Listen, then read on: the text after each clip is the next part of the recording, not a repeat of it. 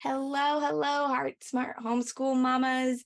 My name is Amanda Schrankenberger, and today I am with Jodie Perry from Life Unboxed blog, and she is going to be sharing her mom wisdom with us that has to do with keeping a homeschool high school transcript. Now, I was homeschooled until high school, and so this is brand new territory for me. My oldest is only 10, but it is one of those thoughts that I'm like, how are we going to do that? What does that look like? Like, what actually count? It's one of those things that comes up. And so I'm really excited to have Jodie here because she's done this several times. She was also homeschooled in high school. So she brings her own experience to the table as well as her sisters. And so I'm really excited to hear what you have. So without further ado, welcome, Jodie Perry. Thanks so much for having me. So I am a homeschool mom of 6, and I'm a second generation homeschooler, as Amanda mentioned as well. So I did graduate as a homeschooler too. So it is possible. Like, you can graduate as a homeschooler. Um, so currently I have homeschooled every single grade except 12th grade. So my oldest is going to be in 12th grade this year, and I will tick that box, and will have officially homeschooled every single grade. So, and I never thought I would get there. Like, I never thought that would be me, but here we are. So, as far as transcripts, I'll just, so when my oldest hit 8th grade, it was one of those things like, I guess I have to figure this out, because for my homeschool, I actually did correspondence. So I was with Christian Liberty, if they've been around forever. So, and we would actually like mail reams of paper back to the school. And so they kept my entire transcript. My sister, on the other hand, did not do that. She did not want that kind of structure or pressure. And so it was my parents just working it out. I will say this, as important as high school transcripts are, neither one of us have ever actually turned ours in to any college, because once you have college credit, that's what they look at. They don't really care about your high school transcript. So it's one of those things, like, you still need to keep it, like, you need to have the record, because you don't want to be in 12th grade if your child decides they want to go to college or anything like that. You don't want to be like scrambling to put it together. So I highly recommend you do actually do it, but don't be surprised if they never get asked for it. Awesome. Awesome. Okay. So thinking about, I listened, so Jody has like an entire blog and podcast episode about how to keep this. And so when we're all done here too, I want to make sure that Jody references that so you can go back to her blog and download. You have like a transcript freebie, right? Yes. Okay. So you can just, I put it as number 1 on the post for this morning. So you can just go to lifeunboxed.blog, and it's right there on the homepage. Okay, fabulous. So when we're done here, Jody's going to give us like next steps, which I love. So thank you. So thinking about the transcript and like, okay, I may or may not use this. Good to know, because I know I would be mad if I was like, they don't even ask for it. Right? Look, I did all this work. And as somebody, we have a charter school here locally that we work with, and so I remember you talking about on the blog having to like scan the stuff in, and we don't have to scan too much. Right. And the relationship I have with our advisor at our charter school, she's like, "You guys are doing great." Like she's like, "Yeah, send it in because we have to document it," but she's like, "Oh, you missed your meeting. I know you guys are doing great." Like her like she gets it. She's like like Right. a real homeschooler, not just like a teacher. And so she's like, "You guys are doing great. Like, I'm not worried." So, but it's a big hassle. So first of all, let's unbox the idea of how we keep a transcript. So you did it through Christian Liberty University or whatever it was called. So if I wanted to work with an online school, there's the option of them keeping the transcript. Is that right? Correct. So there's different accredited programs. I think Abeka is one, Christian Liberty is one. I'm pretty sure Liberty University, their homeschool program, is also another one. So those are the 3 that come to mind. Okay. Um, yeah, they will keep it for you, but it is requiring, I'm sure they do email and scanning now, but you are required to turn in the schoolwork to the school. I mean, makes sense if they're keeping it and doing it for you, then they need to Yeah. have something to show to kind of prove what they're giving you. Yeah. Yeah. And I also know BJU does this. Okay, yeah. I'm trying to think. I think those are probably the biggest ones Yeah, I that I'm think aware so. of that will do this. And I know they're smaller. So tell us a little bit about umbrella schools. That's not like we don't send all the things in. Like there's like an in between of like an actual school doing all of it and us doing all of it. Can you talk to us a little bit about umbrella schools? Sure. So where we are, we're in Colorado, and so one way to homeschool is under an umbrella school. However, they don't keep our records for us. I still have to keep it. There are some umbrella schools. It really just depends on like what the services they're offering to you.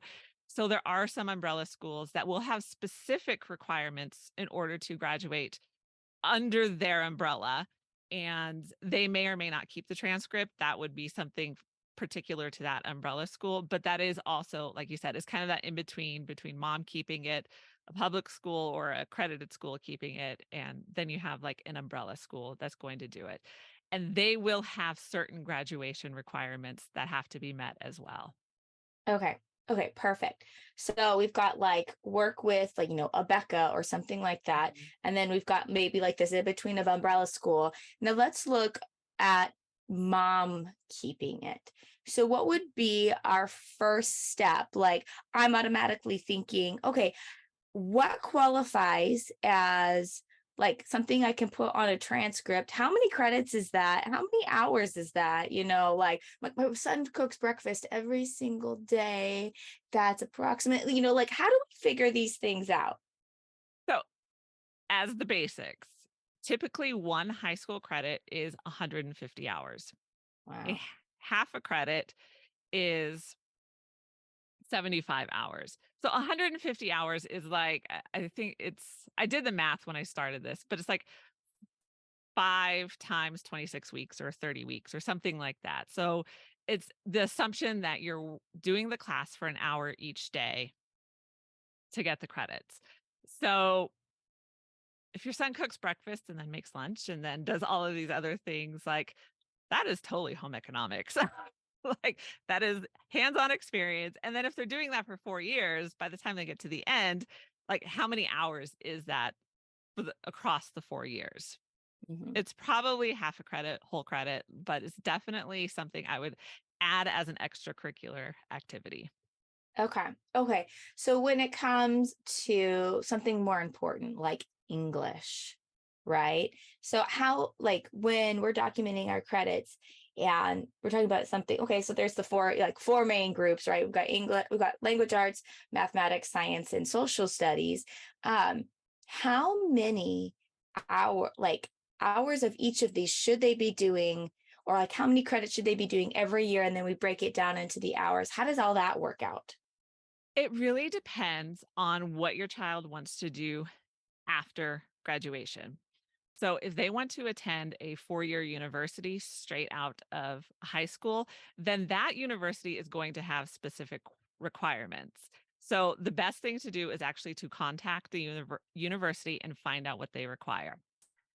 Generally speaking, now, typically it's like 4 years of English, 3 to 4 years of math.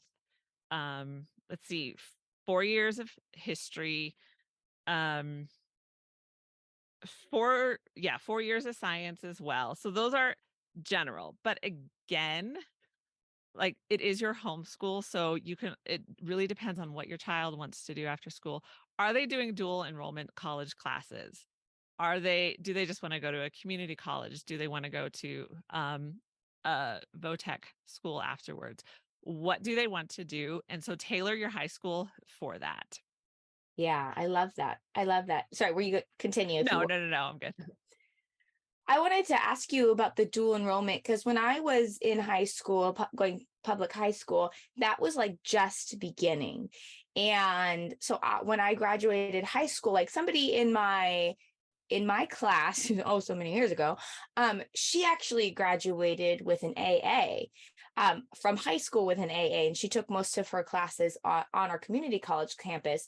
And so I took some. I didn't graduate high school with an AA, but what happens when we start taking college credit when we're still in high school? Okay, so my oldest has he did that for his junior year. For his senior year, he'll be taking all college classes. He won't have his associates by the time he graduates, but he'll have 1 year to finish it. Yeah. That's what I have left. So college credit is different. So 1 semester of a 3-credit college class counts as 1 year of high school. Whoa. So yes. So if your child is taking college level algebra for 1 semester, that is 1 year of high school. So that covers that math requirement for that year.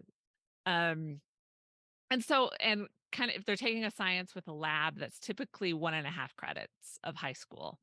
And so it fluctuates. I know there's like 4-credit classes and different things like that. So just as a rule of thumb, it's kind of 3 credits equals 1 year of high school. Okay. Okay, that's good. That's good to know because it has to do with how many hours they're in the classroom and how many study hours, right? Right, exactly. Okay, that's really good to know. Um, and then thinking about like if they want to go to a specific university or vocational college, like I know my oldest, he wants to like pursue being a pastor. So if he was going to go to a Bible school, I should call that school and say, hey, what's required on his transcript and move forward from there. Right, and it really depends. So I was actually a registrar at a Bible school for a long time, so I accepted all the transcripts and made the transcripts. Um, so it really depends on, again, what school. Like some Bible schools are not accredited, so they may just accept like, oh, you were homeschooled, then just come. Same with community college. A lot of times they don't really, if you're homeschooled, they won't even ask for the transcript. They will just, because everyone takes a placement test when Mm, you do community college. So whether you're doing the AccuPlacer or something else, and that's what they consider more as college readiness as opposed to your high school transcript. got it. Okay, so that also brings up another question that you talk about in your podcast is the SAT and the ACT. Mm. So tell us a little bit about how that plays in with transcripts. Okay. You don't have to take them. They are not required. Uh, if Now I say that with the caveat, if it's a 4-year university, they will be required. If you want to apply for scholarships, they could put you in a higher bracket. So my nephew, who was a public schooler, and again, he graduated with his associate's degree as well. So he did Head Start, is what they call it in Washington State. And he still took his ACT and his SAT so that it would put him on a better path for scholarships. Now, a lot of schools are changing up if they actually require them. So again, it just really depends on each individual school. Community colleges typically across the board do not require an ACT or an SAT. So I know people panic and think that, well, we have to do this. I've never taken the ACT or the SAT at all. My sister's never taken it. Like it was just unnecessary. So the only time it is actually necessary is if you want to attend a university, if you want to go to one of the military academies, or if you want to have a better footing for scholarships. Okay. And I think those are, I mean, obviously, if your kid has their heart set on a certain university, I think that's really important. But I like scholarships, right? That's something that's really important because, like, I had a niece who scored, I don't even know what she scored on the SAT, but it was like insanely high. And she got a full ride Right. offers to basically her pick. And so, especially if you think your kid's going to do well, take them. Yeah. I love it. Okay. Um, so can you show us what it looks like how to practically keep our kids' transcript? So like, let's say, oh, the place they want to go needs a detailed high school homeschool transcript. What does that actually look like and how do I actually keep it? Okay. So I just set it up in Excel. And so there are a few components that you need on the transcript. You need the name of a school. And yes, you just make that up. Yes. So whatever makes you sound really, really smart. I thought about, Xavier's School for Gifted Youngsters, but I don't know if anyone would take that seriously because my husband's name is Xavier and they tend to, Oh, when he taught at Bible school, they would call him Professor X. that's so funny. I love X-Men. Okay, we'll get to your question, Whitney. Okay, right after as she explains this. Thank you. So you need your child's first and last name, date of birth, parent and guardian name, phone number, and email address. So all the contact information. And then you need your academic summary. So that's your cumulative GPA. That is the number of credits taken, um, year of graduation, um, and then of course a certification statement that you hereby certify that this is an official transcript. I don't Yada need yada. like anybody else to say that. I just can say this You is an can official transcript. Okay, you can't there's so many, like, caveats with this. I actually do have a friend who would, create these if the university would not accept the transcript from the parent.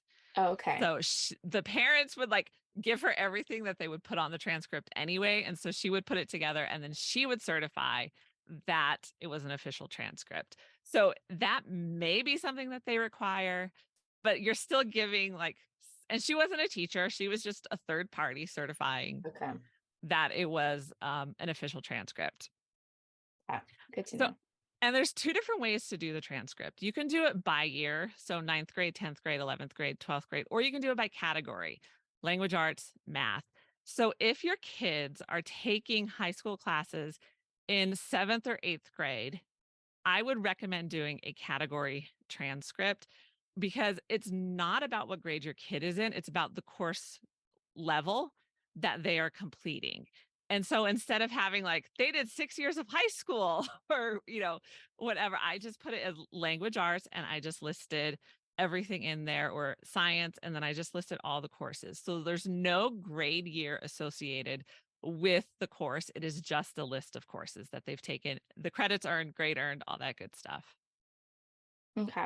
So thinking about, okay, so I've got that will probably be the route that I go because my oldest has already taken high school science classes and Yeah. he's just going into 6th grade and he just like eats it up and loves it. But me, like as a homeschooler, like to my core, I don't grade his stuff. So thinking about from that perspective, like how do I go from I don't grade things to like how do you grade your how do you grade your kids like paper? So if somebody was going to shift from not grading to grading, what would that look like? Okay. So I just grade quizzes and tests. I do not grade daily work because I hate grading. Like that is like my biggest I don't want to say peeve, but my biggest like loathe when it comes to homeschooling. But for me, like it's the best way. Like I can check because most of my kids, I do try to make them independent quickly. Hmm. And so it's the best measure that I can think of. So if you're shifting from you're not grading to now you're grading, stick with like the major thing. So again, I just do tests and quizzes. Um, Papers, I will grade just because they're not gonna be able to correct, mistakes without that kind of feedback. Right. Yeah, that guidance. Yeah, but it doesn't mean you have to correct every single paper. Pick the ones that are the most important or seem like the most important to you and just grade those. So, you don't have to grade everything. No. Perfect. Okay. And that seems really easy for math and science and like history, being able Right. to like administer a test that would come with the curriculum. Um, I'm thinking in my head, I know I'm not strong in like the paper, and this is kind of like an offshoot Mm. question. I'm not strong in grading papers. Do you know of like a third party like I could send a paper to and they could like do the feedback and kind of grade it? Essentials in writing, so that's another, curriculum. They do offer a grading service with Okay. their stuff. That's the only I'm sure there's more. That's the one I've seen, and they are really affordable as Okay. well. So they're not like it's not super, super expensive. Okay. So So and it's I've essentials, essentials in writing. essentials in writing. Yeah. Okay. Cool. That's good to know. All right. Let's see here. Did you have more you wanted to add to that? No, I'm good. We can keep going with questions. Okay, perfect.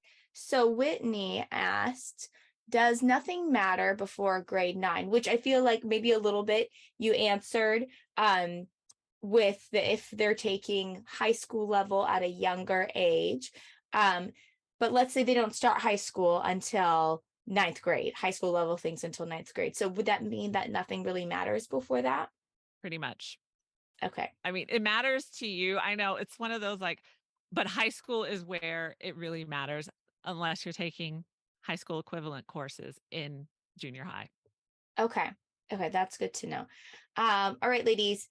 I know, Anne, you are the one who was like, I need the most help with this. So, based on the information that Jody has shared so far, what questions do you have?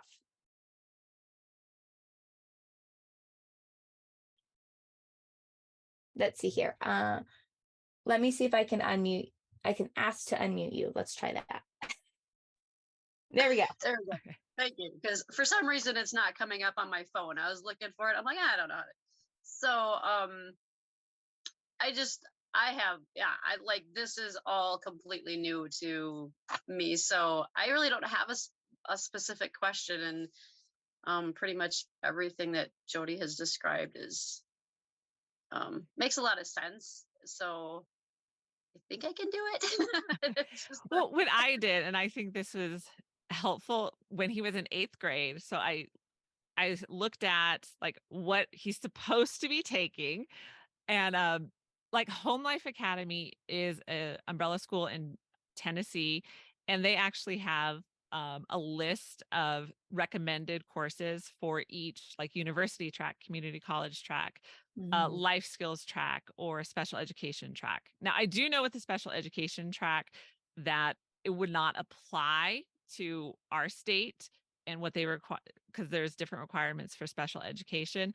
But I just found seeing the tracks helpful. And then I could kind of look at all three and see what would best fit for us.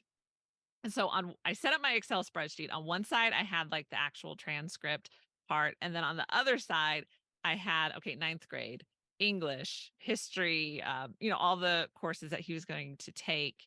And I set that up for all 4 years. So that that's way I could look and I didn't have to think about what I needed to buy. I could just look at my sheet and like, okay, I need to buy this. Now, again, he did dual enrollment for his junior year, so that changed things, but at least I still had um, what he needed to do uh, for that year. And so we could kind of fit the college classes around the subjects that he still needed. because I have the other end of the spectrum. I don't have children that are doing, I have a 9th grader that's still doing 6th grade work. So basically because of his dyslexia. And so it's I don't know. I'm trying to think about, I don't know what to call it, jumping to 9th grade work, just because Mhm. he's got the mental capacity. It's just his reading that he struggles with. So um you mentioned this, Audiobooks. like, yeah, like special ed, like Yeah. requirements. But he's really looking at, and he loves flying, so he's looking at becoming a pilot, which doesn't really require any college. So that's kind of a good Right. fit for him. But I don't, yeah, I'm just the whole grading and deciding what has to be transcribed is kind of where I was worried about and thinking about, so. Right. Well, even if you started like 9th grade next year or this coming year to start with that work. My husband finished his entire bachelor's degree listening with audiobooks. Like he would buy the Kindle and it was text to speech because he's an audio learner. So reading, it would have been in the same boat. He's like, it would be too slow. It would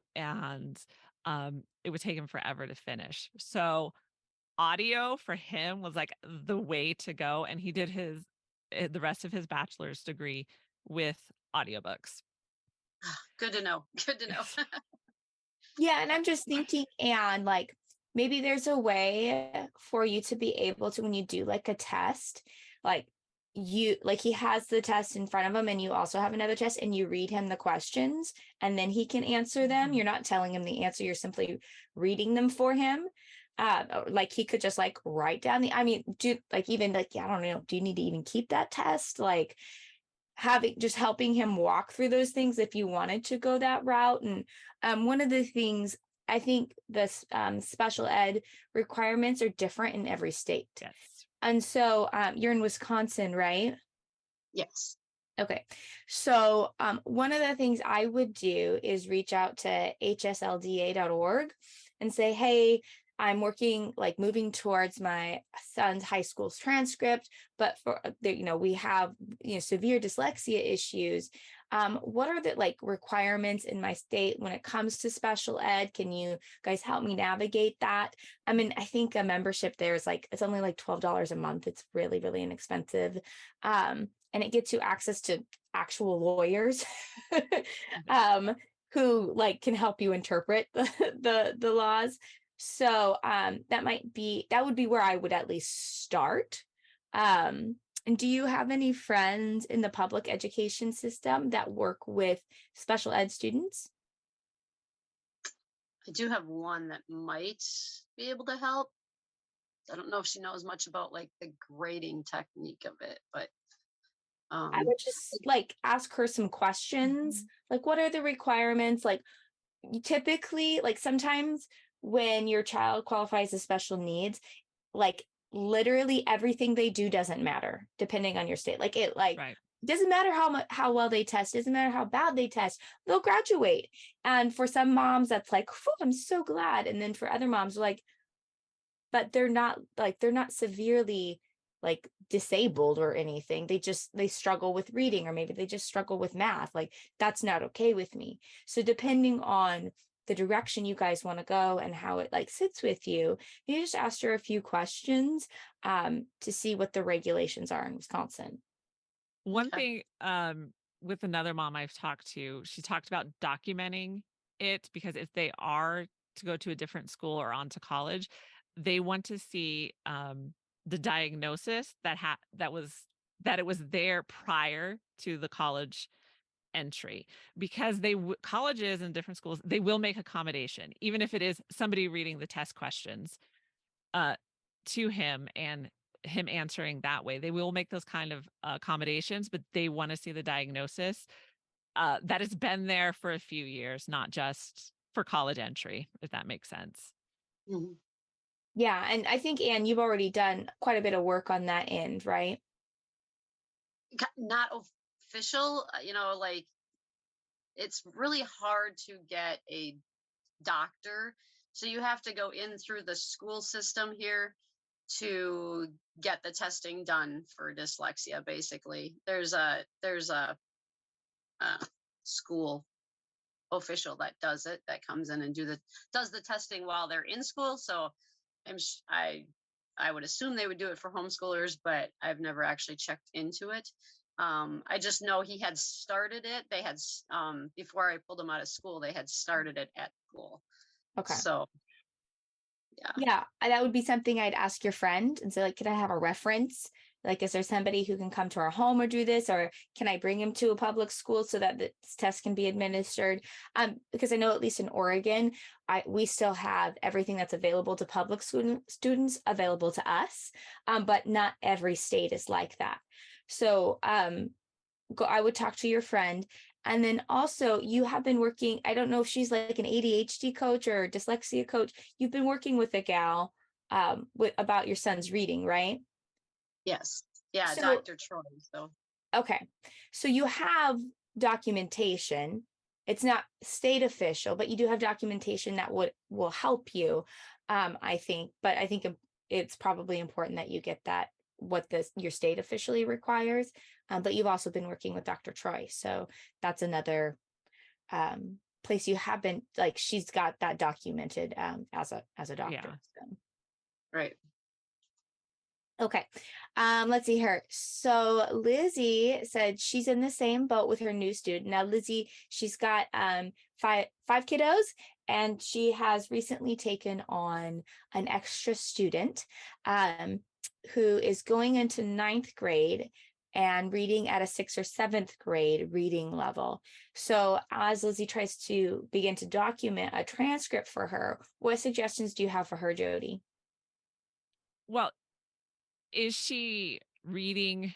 So all of her, I'm trying, what is what is the grade level of the coursework she's actually doing? If she's just reading, books that are at 6th or 7th grade level, I wouldn't even worry about that. But if she's doing coursework that is equivalent to the 9th grade, then you would just document it regularly or normally. And I would also check to see, like, is it a disability or is it the learning style? Like, is she an audio learner? So audio learners can struggle with reading. It doesn't mean they can't read. It's just not the best way for them to learn. Hey, Lizzie, do you want to pop in? I don't know how much you've actually worked with the student thus far. Let me see if we're having problems with the mute. So I'm going to ask you to unmute and see if that's helpful. Might get a little loud with the kids and the dogs. Okay.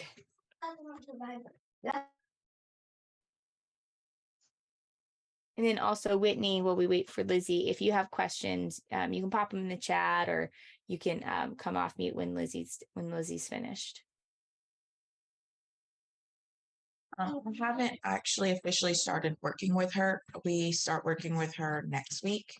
I had her take the CAT test to see where she stood.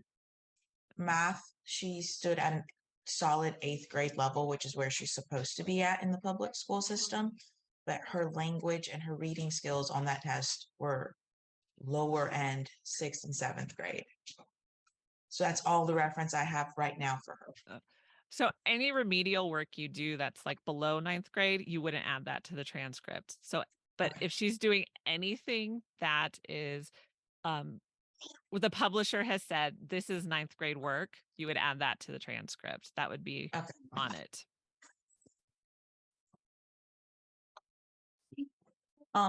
What about if she just wants to pursue like her GED? Then a transcript does not matter at all. That doesn't matter at all. I would still keep it because the GED is the general education. I forgot what the D stands for. So it takes the place of a transcript. So it'll take the place of a diploma and all that kind of stuff. Okay. At some point, though, I do want to, I think kind of what Jody was going to, I would keep the transcript, because the reason she might want a GED is because she doesn't think she's smart enough. And not that if you've taken GED, like, I don't think that's a problem, but it might be like her cop out to not excelling because she doesn't believe in herself. So I would definitely still keep it, just based on what you've told me about her. Still keep it, because she might change course and be like just working with you and like seeing your kiddos and being in an environment that actually fosters learning. You might see her begin to blossom and she might change her mind. So you wouldn't want to just like, oh, so sorry. No, that's too, like, we can't go back. Awesome. Okay. Whitney, what questions do you have? Hi there. I think that she pretty much answered what I was asking, just that anything before 9th grade doesn't necessarily matter. But what if, and I think maybe you just answered this, it's according to the publisher, is that what you said? Like if, like Mason takes classes at a co-op and they are for like, they'll offer them for like 6th through 12th grade. So Right. if the publisher says that the class is for like a 10th grade level, then that's when it's appropriate. Is that right? Yeah, that's kind of the rule of thumb I go off of. I've also added co-op classes to their transcripts because they are extracurricular activities and extracurricular credits. So I do add those. I usually keep them as like a half credit or something like that, but I will add those to the transcript as well. But generally speaking, you said once they like it, because it seems like a lot of the programs and a lot of the classes, like we do a charter school too. Actually, we do Fossil, but I don't think that they go to high school. So once they start taking any community college classes, it doesn't really matter. The community college is going to just keep track. Yes. So So even though I'm still keeping a complete transcript for my oldest, even though he is doing the college, because they're not keeping track of the courses that he has done at home. They're just keeping Okay. track of his college classes. So if I'm including some of those college classes as part of his high school, then I will also add those to the transcript as well. And I put an asterisk saying this is a dual enrollment class with what the name of his college that he's taking it from. Okay, awesome. I felt like I had, okay. So how many credits does a kid need to like graduate? It varies. This would be one thing that you need to check with your state. HSLDA is, I also highly recommend them as well. Typically it's about 24. I think my son will graduate with like over 30 or something absolutely ridiculous, but it's usually kind of like 24 credits. If you count in like 4 credits of history, the 4 credits of English, 4 credits of science, 2 credits of foreign language, all those kind of basic things, it comes out to be about 24 credits. Okay, that's great to know. Thinking about, gosh, and then I'm thinking about some of us are a little bit more on the unschooling end. So how do we, I don't want to, not toe the line, but how do we be creative with those extracurriculars or with science, right? My youngest is 3 and I'm like, science is like studying a leaf. Like it's so easy, right? And so much fun. If parents, like first time homeschoolers, they're like way overthink it, right? I'm like, can you just like look at the tree and talk about it? That's all you have to do with little ones. Yes. But as our kids, get older, and if we have an unschooling mindset or approach, how do we navigate that? Because we're like, oh my gosh, our kid's supposed to be doing school for how many hours? Like, that's not okay with me. Like, how do we navigate that? So I am probably like the opposite of unschooling. Not that it doesn't fascinate me and it totally intrigues me, but it's just my personality. It doesn't fit. Um, so it really does, like, it is up to you. So for example, like I added driver's ed to my son's transcript. He's only required to drive 50 hours, but I figured like, he studied, we've talked about it. He did the test. Like, I think that's a half a credit. Like I spent way too much investing into it. Like he's getting something out of it. So it really, and I don't count the hours. Like they may finish their English in 30 minutes, as long as they're doing the equivalent of a year, however long that takes them. Okay. So I don't count the hours. I just kind of, if that's how it's laid out, it's the equivalent of 1 year. Then if it takes them 15 minutes or 30 minutes or an hour, they get the full credit for it. Okay. That's really helpful because I know like my kiddos, they can be really fast with completing their coursework. And I'm like, I don't want them to sit there. Like, that's the whole purpose that I'm homeschooling them. So they don't have to Right. sit in a classroom for like 50 minutes here, then 50 minutes here, 50 minutes here, 50 minutes here. Like, so that's good to know that it's the equivalent of like what the textbook says, how long it should take them to finish it. And then if we also think about, well, if you've ever been to public school, you know that the teacher doesn't ever cover everything in the textbook. That Right. never And how much happens. of that is like conversation? So if you're having conversations with your kids, like that all counts as their hours as well. Mhm. So, thinking about, um, for example, like history and more on the social study side of things, how do you like, I'm thinking my son's quiet time. And when we're doing like, okay, so we memorize scripture, but then we do a lot of talking about scripture together. What sort of thing, like if you're doing Bible work, what do you think that falls under? Because to me, it's not just social studies, like, especially if we're talking about anything historical, like that actually counts as history. So, what are your thoughts on that?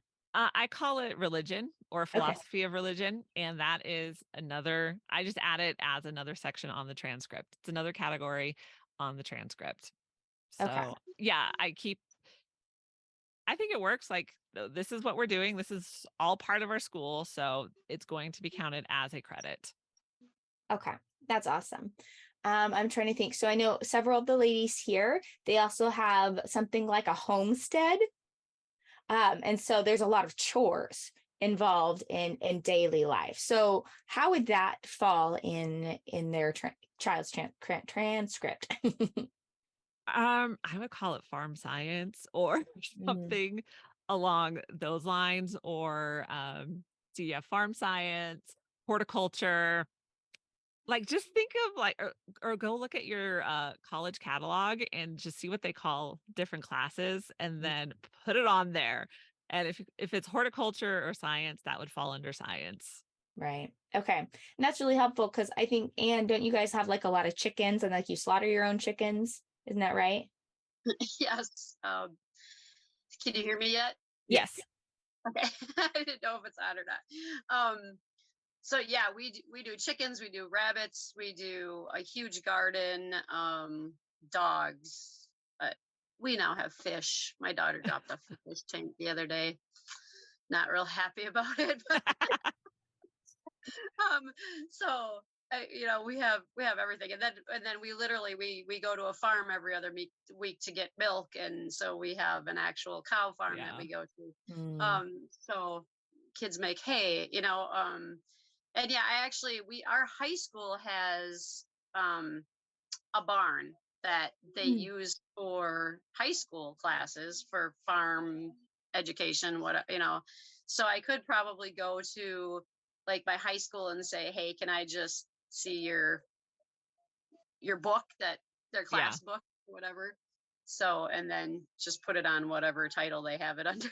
So Like, that's what I did with a lot of the extracurricular classes. So some of the extracurriculars I have PE, I have driver's ed, I have library and internet research, not because that we have a specific class, but because they have done so much with all of their other classes. It's on there. Art, game strategy, because that's a class they've taken that class as part of the co-op. So I'm like, let's add it. 3D printing under computer science. So yeah, I just put them all. I put everything on there, and I don't count the hours. I just give it my best guess. I do what's reasonable. I think that's the think through like, okay, this is reasonable to give this half credit. They've done this how many times? Yeah. That's great. That's great. Any other like specific questions around like the homestead or anything for you, Anne? I don't really think so. I guess I'm kind of like, do you put it under an extra credit thing? I guess maybe, like I said, that going to get that book would help to know whether to put it under a science or under an extra credit. Kind of that categorizing things is a little bit.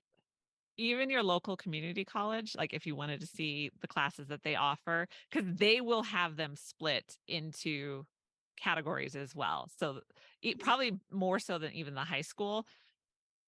So I would just like find the class that has the best description of what you're, or matches as closely to what you're doing, and just use that name. And wherever they have it on their website. Yeah. I remember when I took community college classes, like I'm an earth nerd. So like I took geology and then I took geography, and that was like a college class, and like we did like mapping, and like we went out to like the woods and we did like mapping together, and then we just talked more about rocks and dirt. Like it was basically geology with mapping. So there's I think that's a great idea, looking at your local community college, because you might not have access to the high school unless your kids are enrolled. But the community college, you can definitely look that stuff up. I think that's a great idea. Another question that kind of just popped in my head was, like, my son loves flying, everything about and we have a science class that is kind of like a video we watch, and he could care less about astronomy or even gardening, but the flying. So like, can they do, can he do 4 years of flying science, or I guess what I'm saying is, does the science have to be every category that like the public school would offer? You know what I'm saying? Like, or It can it comes be like really focused? it comes down to what he's doing afterward and what they require. Okay. So that because this is one area that colleges um do require, like physical science, chemistry, biology, physics, although we're not doing physics. So they so if he wants to go to a specific school, you'll have to check with them on what they require. If he doesn't, and like that's what he likes, I would say just do what he likes then. But and again, community Right. colleges are more flexible. I'm kind of like I like community colleges better. I don't think we're necessarily getting a quality education out of a university anymore. And so that's another story. Um, but and community colleges are kind of more practical in the learning Yeah. as opposed to a 4-year university. So a community college won't care. A 4-year more than likely won't care. I'll put that on there. A 4-year university will. A VOTEC, it's probably optional. Yeah. Yeah. And that's the other thing. Like if he's wanting to go to a flying school, like a piloting school, I don't even know what those are called. Right. I would, like, hey, let's look into some schools you might want to attend and make sure what they want you to do. Like he might really need physics because he's flying an airplane. Right. So that would be something that you would want to bring in. But that would support what he's already passionate about. And so that's one of the things that I think is really great about the child-led learning is that, maybe not with flying because there's certain ages that you need to be 18 or you need to be 21 in order to fly. I don't know. But when we allow our children to do passion-led learning, then what they're already learning is going to support where they want to go. And so, especially with your son, and dyslexia, having a little bit of things that he probably feels like holds him back, I would do some research on some schools and see what they're asking for right now. And then just have that conversation with him. Like, so if this is the route you really want to go, not that you can't change, but we're going to help you with your transcript to guide you into that. So that it's a very open conversation and he's aware, like if he wants to shift gears, he needs to be like, communicate that because that'll alter his transcript a little bit. Okay. Awesome. So ladies, do we have any other questions for Jody? Whitney or Lizzie, you could pop them in the chat or you can come off mute. It does whatever you would like to do. So we need, did you say 24 credits to graduate high school? Yes. 24. Okay. Depending on our state.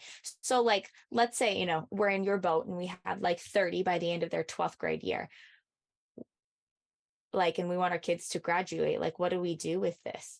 Like other than the college, like, okay, so the college needs them. Like, do we send it off to the state? Like, how do we know that they graduated? Well, it typically depends on your state. I've homeschooled all over because my dad was military. I've never encountered a state where we have to send anything into the state. It's basically, you can print HSLDA, you can buy your diploma, and it's on really nice paper, and you can hand that to them, and however you want to commemorate it, that's what you can do. But once you say they've graduated, they're graduated. Cool. I love it. Have a party. Yes. Oh my goodness. Okay. That's awesome. All right. Is there any other like tidbits or insider like tips that you have for us, Jody? Your kids are probably going to do better at college than you realize. So when my oldest was going to take his AccuPlacer, he was going through one of the local public high schools that offers college. And I told him, because I knew his personality, I'm like, just take your time, go slow. It's not timed. Just, slow down and take your time. So he was one of the last ones to finish. So I sat there and I listened to all the advising from the other kids because it was a small room. I wasn't eavesdropping, but I couldn't avoid it. And just realizing like these public school kids are not college ready at all. And he came in, he wasn't officially college ready for math, but the advisor was like, he probably only missed it by 2 questions.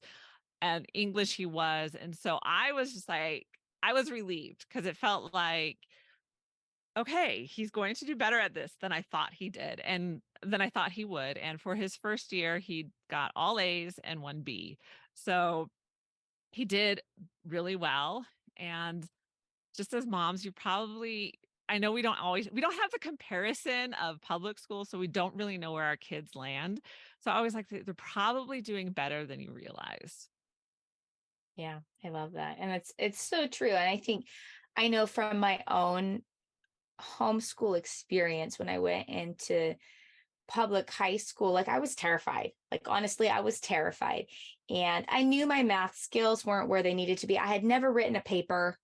Like I was really scared. And so I started at the lowest math that I could.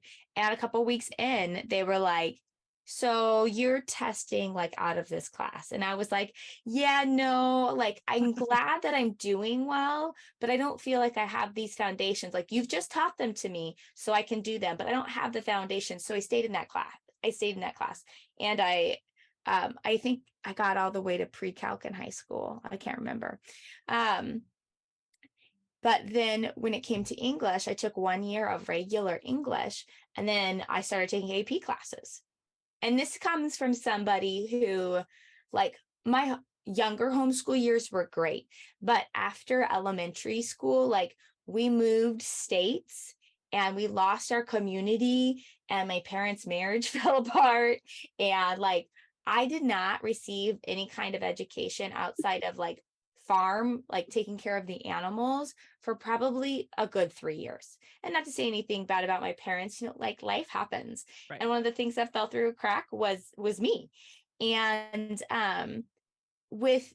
even with that, like a 3-year gap, I graduated 9th out of 300 students in public high school. And so the fact that we like, oh my gosh, my kids aren't going to do well, when we allow our kids to lean into their passions and love learning that way and learn how to research, they can then like, I know how to research. Maybe I don't like this, but I know how to research because I researched the heck out of my passion. So I can apply what I've learned here and do it to this thing that I don't like, that I need to do. Right. And so we really teach them that through homeschooling. And so they're probably going to do better than you think that they are. Lizzie, one last question. She said, what are good questions to ask to help encourage teens to think of their future? That's a good one because I'm still trying to figure that one out as well. So for my oldest, he is, highly motivated to find a wife and find favor from the Lord. So I told him, like, okay, step 1 is then you need to get a full-time job. And so that has highly motivated him to start to figure out.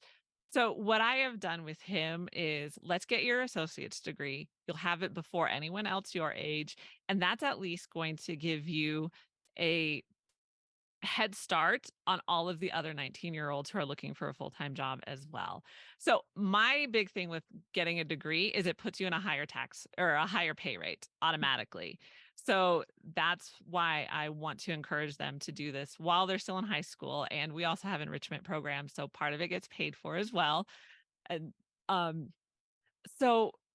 it is, I think, the idea that teenagers need to know exactly what they want to do right now is unfair to them. If I look back on my life, like if you were to ask me what I was going to do at 17, I would have told you I have no idea.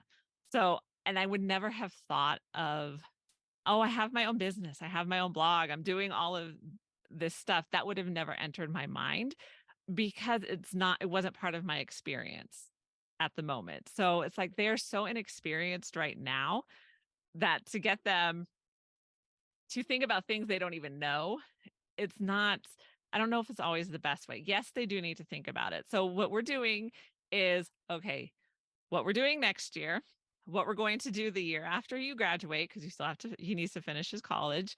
Like that's what we have figured out. And so after that, you know, as we get closer to completing those 2 milestones, then we'll take the next steps from there. Yeah, I love that. I love that, setting them up for success, because some kids don't have a clear direction. And so, number one, I want to say what many of us are doing today was not a thing back when our Right. kids, like when we were kids in high school, like YouTube wasn't around, you know, like what was a podcast, like a blog, like that. Okay, maybe that was kind of a thing, you know. So there's so many things that have exploded technologically in the last 10 years, that like, oh, if a kid had said, I wanted to be like a YouTuber, like, not, and that can be a great way to make money, but it wasn't around when we were in high school. And so I do think we are on, especially with the advent of like really strong like AI and being able to use that, I think we're at a pivotal turn inside of the job sphere, because what's there today might not be there in 5 years because it was taken over by AI. And so I wouldn't focus too much on like, well, what do you want to do? I think Jodie's route with her oldest, like, okay, let's get you an AA, let's get this under your belt. And then if you want to continue on to like a university, or you want to move and go to a vocational school, like you have this under your belt already. And it's already like applying to you in high school. Like we're killing two birds with one stone. So I love that approach.